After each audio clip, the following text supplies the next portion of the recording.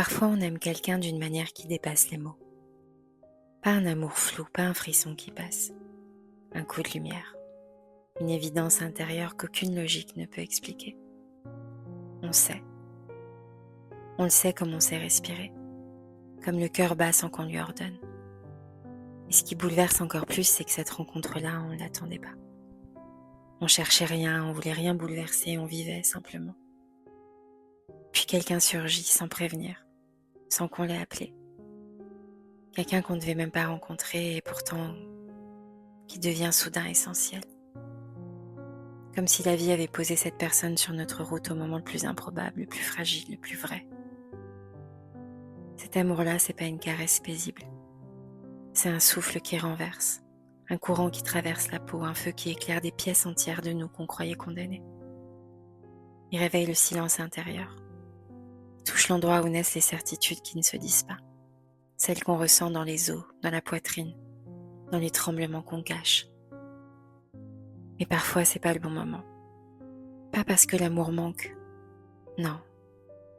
Parce que l'amour déborde. Parce que la vie autour n'est pas encore prête, parce que la distance des frontières nous emprisonne. Parce qu'un cœur est encore pris dans une histoire éteinte mais pas terminée. Parce qu'il y a un enfant qui mérite qu'on avance avec douceur. Parce qu'il y a des promesses anciennes, des loyautés lourdes, des regards qui pèsent. Parce qu'on quitte pas un monde d'un seul geste, même quand ce monde ne nous ressemble plus, même quand ce monde nous éteint. Et puis il y a les raisons invisibles. Parce que l'un de nous se reconstruit encore doucement. Parce que l'autre apprend à s'aimer lui-même pour la première fois depuis longtemps. Parce que parfois l'univers protège deux êtres qui se trouvent trop tôt, en leur demandant d'attendre un peu avant de se reconnaître pleinement. Parce que certains amours ne peuvent éclore que dans une version de nous-mêmes que on n'a pas encore achevée. Alors on aime. En silence, en tremblant, en retenant ce qui brûle trop. On aime avec gratitude, avec douleur, avec joie.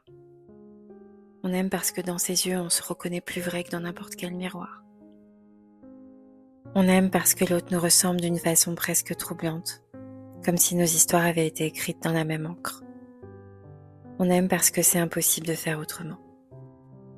On aime même si le monde ne nous a pas encore donné sa permission. Et pourtant, dans cette déchirure douce, il reste une lueur, une étincelle infime, mais indestructible.